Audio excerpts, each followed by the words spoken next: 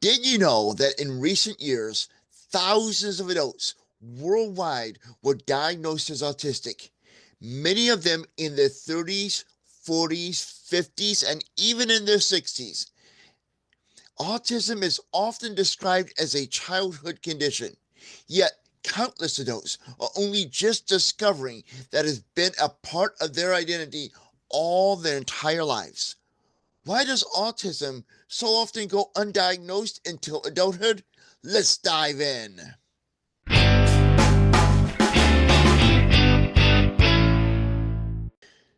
Hey, define yourself, for I am the Confident Autistic from theconfidentautistic.com. If this is the first time you're watching one of my videos, welcome to the channel. Thank you for checking out my work. I'm an autistic adult, late diagnosed, a multi-certified confidence life coach who is on a mission to empower you to embrace autism confidently. Now, if my mission resonates with you, you can show your support by liking, sharing, commenting on this video. But the best way is to subscribe to the channel. And when you do not forget to ring the bell to be notified of new videos and when I go live for my weekly Q&A live stream. According to the CDC, in 2017, and these are the latest statistics I was able to find, an estimated 5,437,988 adults in the United States were living with autism spectrum disorder. That was accounting for approximately 2.21% of the adult population. Now, between 2011 and 2019, the prevalence of autism among adults more than doubled, increasing from 4.2 to 9.5 per 1,000 adults. The significant rise in adult diagnoses highlights that many individuals like you and me are discovering our autistic identity later in life.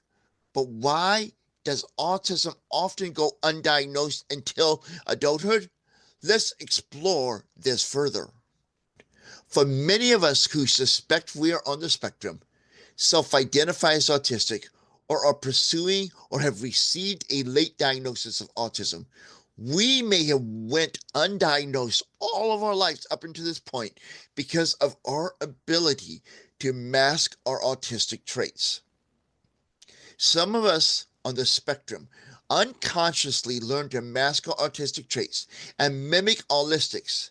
Now, autistics are non-autistic people, and we do this as a method to cope or survive in a world which can be challenging, to say the very least, for those of us on the spectrum. For example, many of us will suppress our stems, or we will look people in the eyes, even though that by looking in the eyes or reducing our stems or suppressing our stems makes us feel uncomfortable.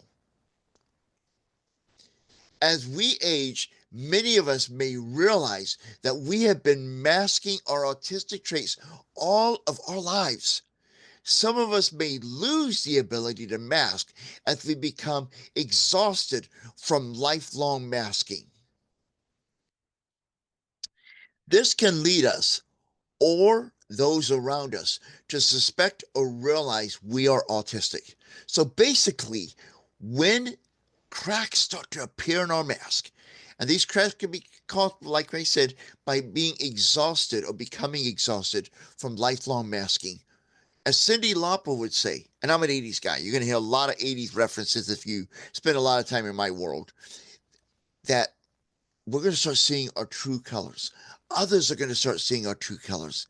And that's when we start to realize, as soon as we see traits that we've heard of or we know that others on the spectrum have, that's when we're starting to suspect that we're autism, and we begin this wonderful journey in our lives that helps us discover who we are and gives us answers to some of the things we've done and make our lives even better than they were before.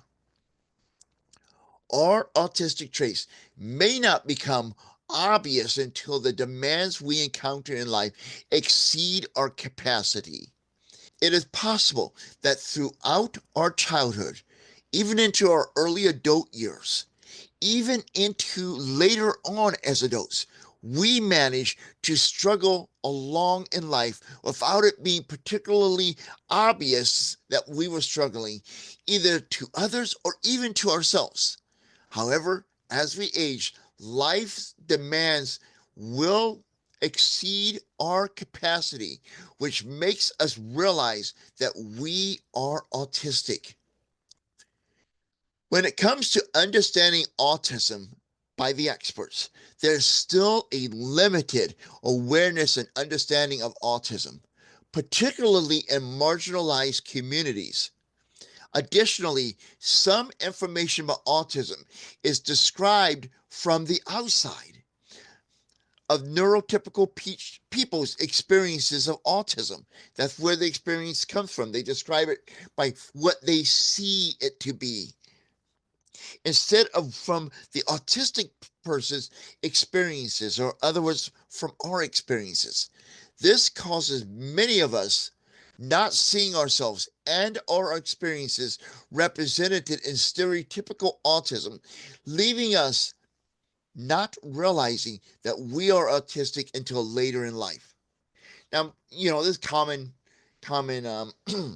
stereotypes for autism, like hand flapping. I'm not making fun of anyone, okay? It's hand flapping, maybe rocking a little bit or fidgeting or whatever. But there's other traits that maybe are not so stereotypical or obvious to people, that you have to do some digging to find out that is an autistic trait. And because we are more focusing on what the neurotypical stereotypes are, this can kind of confuse us and even so-called experts. That's why if you want to get a diagnosis or get some help, a counselor, therapist, psychiatrist, psychologist, whatever, you really want to look for somebody who is familiar with adult autism and who understands it. Otherwise, you're going to be doing yourself a disservice. As a side note, as the understanding of autism has evolved over the past 50 years or so, the diagnosis of autism has evolved, or the diagnostic criteria, that is. This means that those of us who did not fit the narrow definition of autism in the 1960s, 1970s, or even the 1980s may fit today's definition of autism if that definition was used in our childhood. So basically, let me try to untangle some of this because it may have been a little confusing to you.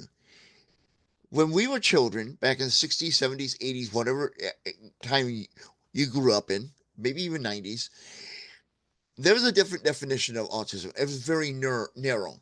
And then it became a spectrum because we learn more. Science always learns, doctors always learn. It's something to learn every single day about everything.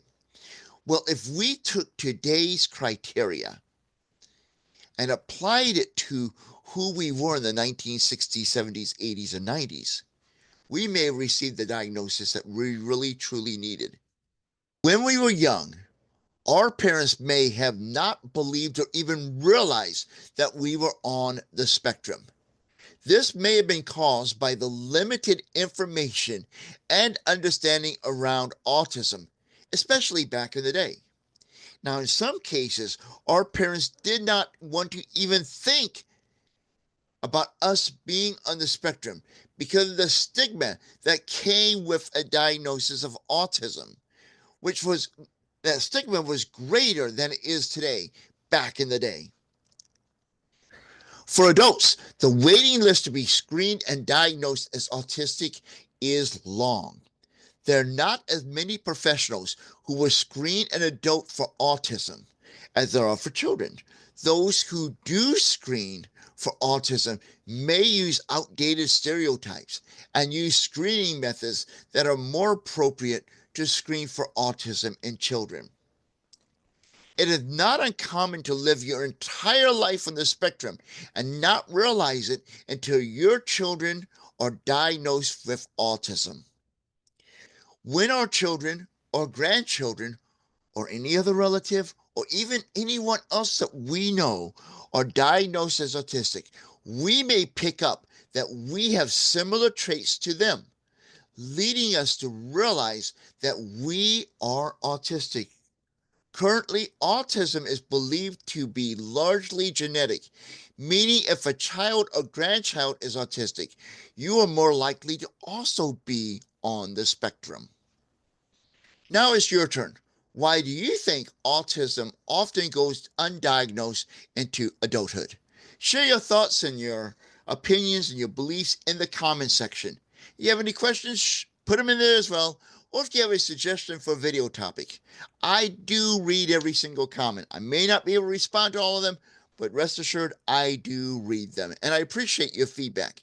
And if you're looking for a free gift that will help you develop the confidence to live life fully as an autistic adult, directions to get that free gift are in the resource section. It will tell you how to get that gift off my website, theconfidentautistic.com. So until next time, this is the Confident Autistic, aka Chris Mitchell, reminding you that now is the time for you to embrace autism confidently. Join me live Thursday nights for the Confident Autistic Live, where I answer your questions, we discuss this week's videos, offer support, and more. The fun starts Thursday at 7 p.m. Central Time in the US of A. Be sure to click the bell when you subscribe to the channel to be notified when the party begins.